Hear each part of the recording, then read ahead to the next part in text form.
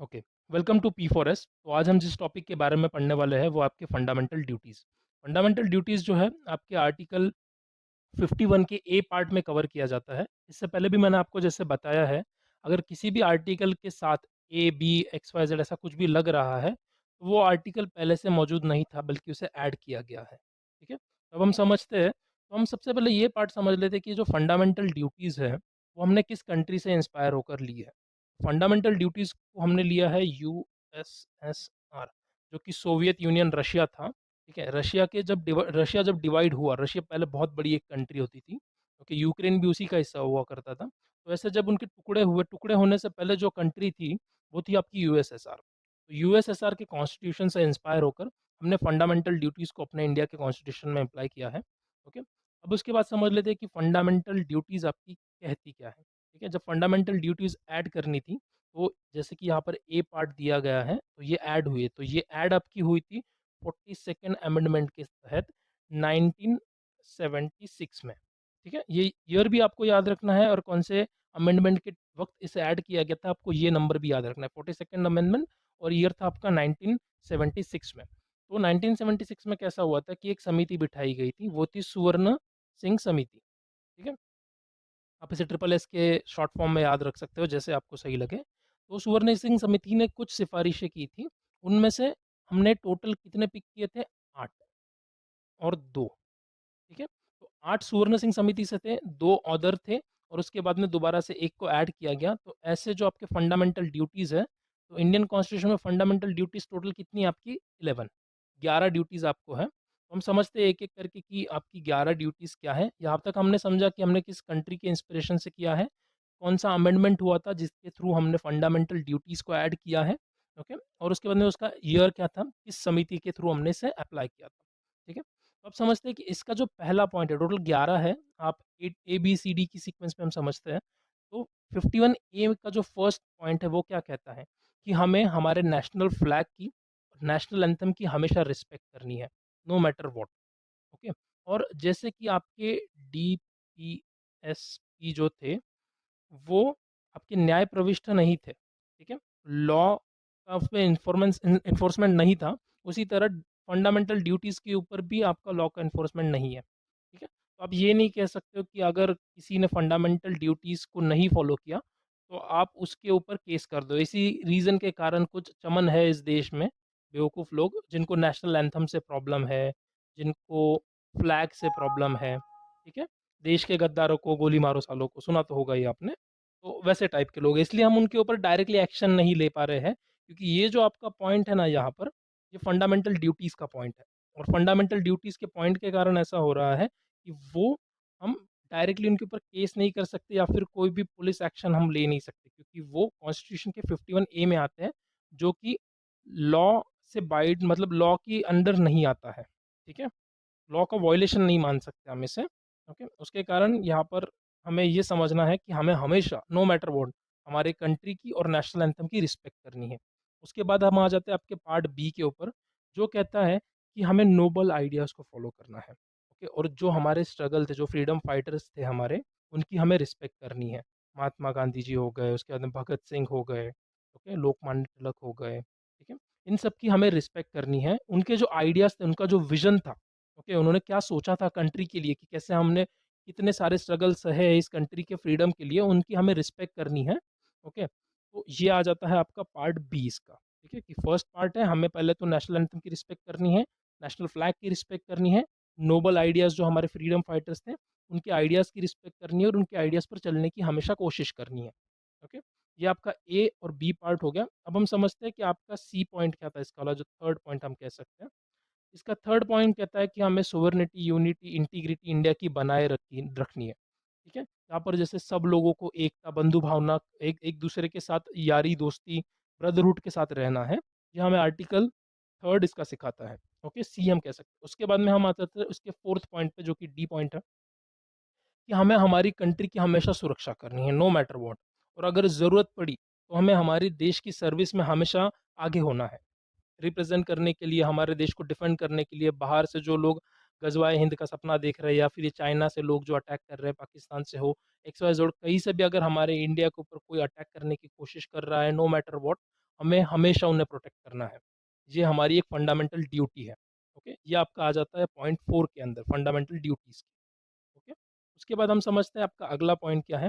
Fundamental duties में आपका अगला पॉइंट है पॉइंट ई। वो कहता है कॉमन ब्रदरहुड हमें इंडिया में रखना है। अपार्ट फ्रॉम हमारा रिलीजन अलग अलग हो सकता है, ठीक है, हमारे बिलीव्स अलग अलग हो सकते हैं, डाइवर्सिटी है इंडिया में, हर तरीके के लोग हैं, जैसे पंजाबी है, मराठी है, गुजराती है, बंगाली है, उसके बाद साउथ इंडिया के केरला के लोग हैं, तमिल लोग हैं, मलयाली लोग हैं, इनकी लैंग्वेजेस अलग है, इनका कल्चर अलग है, रेशियल्स में हम अलग है, राइट। बट इन सब चीज़ों से ऊपर उठकर हमें एक इंसानियत बनाए रखनी है, हमारी कंट्री में एक ब्रदरहुड बनाए रखना है। उसके बारे में बात की जाती है आपके ई पॉइंट में, ठीक है। और यहाँ पर एक और बात की गई है, डिग्निटी ऑफ वुमन को हमें हमेशा प्रोटेक्ट करके रखना है, नो मैटर व्हाट, ठीक है। हमें हमेशा वुमेन्स की रिस्पेक्ट करनी है, ओके, और उनकी डिग्निटी जो है उन्हें बनाए रखना है, नो मैटर व्हाट। ओके, उसके बाद हम आ जाते हैं इसके अगले पॉइंट पे, जो कि है आपका वाला एफ पॉइंट। वो कहता है कि हमें हमेशा हमारे रिच हेरिटेज को प्रोटेक्ट करके रखना है। हमारा जो कल्चर है, जैसे साउथ इंडिया का अपना एक कल्चर है, राइट, ये हमारा कल्चर हो गया, ये हमारा ताजमहल हमारा रिच हेरिटेज है, ठीक है, हमारे राजस्थान के महल है, गोल्डन टेम्पल है, हमारे लायंस है, हमारी ये संस्कृति है, गौतम बुद्ध है, ठीक है। तो इन सबको हमें प्रोटेक्ट करके रखना है, ठीक है। हमारे कल्चर को हमें हमेशा याद रखना है कि हम किस संस्कृति से आते हैं, हमारा कल्चर क्या है, हमारे जो फॉरेस्ट है, लेक्स है हम लोगों के, ओके, हमारी जो रिवर है गंगा माता, हम इकलौता ऐसा देश है जो रिवर को, हर पेड़ को, हर पत्ते को, हर चीज़ को अपने माता-पिता, भगवान की तरह समझता है। उन्हें हमें हमेशा प्रोटेक्ट करके रखना है, no matter what. Wild life को हमें बचाना है, हमारी कंट्री की, ठीक है? तो ये आपका पॉइंट आ जाता है जी में। एफ में आ जाता है आपका रिच हेरिटेज एंड कल्चर को प्रोटेक्ट करने वाला पॉइंट, और जी में आ जाता है आपका lakes, animals, river, wild life को प्रोटेक्ट करने की बात। ओके? उसके बाद हम समझते हैं कि इसके आगे के पॉइंट क्या है। जी के बाद जो आपका पॉइंट आता है, ओके, वो है आपका वाला कि हमें हमेशा साइंटिफिक टेम्पर रखना है, ह्यूमनिज्म के बारे में सोचना है, और हमेशा जो चीज़ें हैं उन्हें डेवलपमेंट की ओर लेकर जाना है। क्योंकि देखिए, अगर हम हमारी पुरानी सोच के साथ ही आगे बढ़ेंगे, नई चीज़ों को अडॉप्ट नहीं करेंगे, तो एज़ अ कंट्री हम ग्रो नहीं कर पाएँगे। ओके? तो अगर हमें ग्रो करना है, तो हमें वक़्त के साथ बदलना ज़रूरी है, जो हमें आर्टिकल एच सिखाता है। ओके? उसके बाद हम आ जाते हैं आर्टिकल आई में। ये कहता है कि हमारी जितनी भी सारी पब्लिक प्रॉपर्टीज़ है, ओके? उन्हें हमें हमेशा प्रोटेक्ट करके रखना है। नॉन वायलेंस के साथ हमें इस देश में रहना है। क्योंकि देख सकते हो आप, अगर कहीं पर भी कुछ भी दंगा हो जाता है, किसी को भी कोई चीज़ पसंद नहीं आती है, तो ये लोग बस जला देते हैं, ट्रेन जला देते हैं, देन गरीब लोगों की दुकानों का नुकसान करते हैं, ठीक है? ये सब हमें नहीं करना है। एक अच्छा सिटीज़न ये सारी चीज़ें नहीं करता है, नो मैटर व्हाट। अगर आपको कोई प्रॉब्लम है, डेफ़िनिटली आप सरकार के अगेंस्ट में अपने एंड से मोर्चे निकालो, जो करना है वो करो। बट ये सब पब्लिक प्रॉपर्टी को वायलेंस करना, ये सब सही बातें नहीं है। और अगर ये करोगे तो एक पॉइंट तक ही टॉलरेट किए जाओगे, उसके बाद में ठोक दिए जाओगे गवर्नमेंट के द्वारा। ठीक है? तो इन बातों को समझो। अगर आपको कोई चीज़ अच्छी नहीं लग रही है, डेफ़िनिटली आप प्रोटेस्ट करो, पर पब्लिक प्रॉपर्टी को हर्ट करना या वायलेंस करना, ये कहीं से कहीं तक सही बात नहीं होती।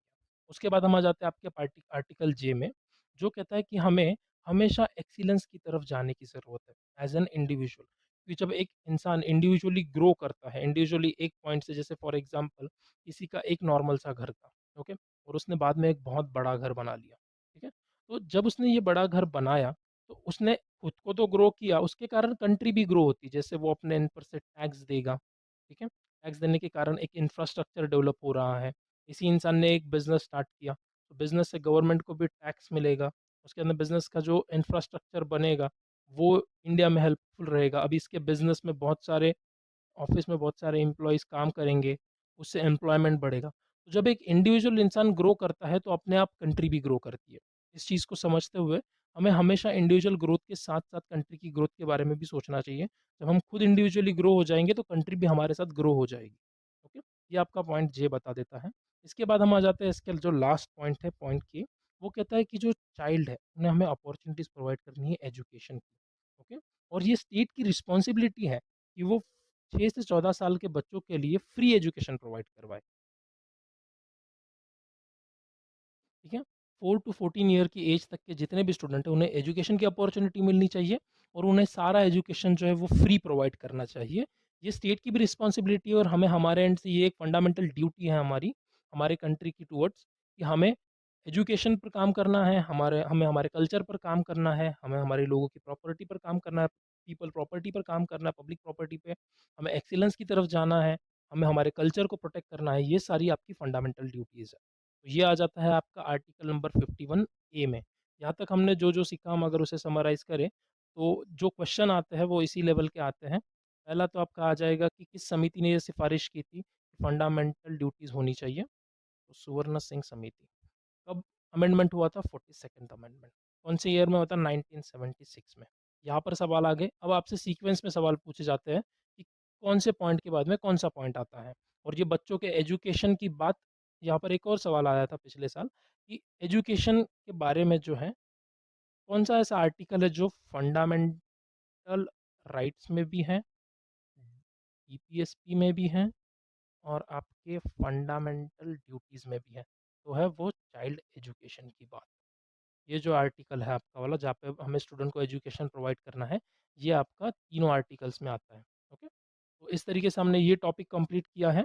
हम कोशिश करेंगे कि जितना हो सके उतना जल्दी आगे और टॉपिक्स लाए जाएँ, ताकि हम स्टूडेंट्स को बहुत अच्छे से समझा सकें। ओके?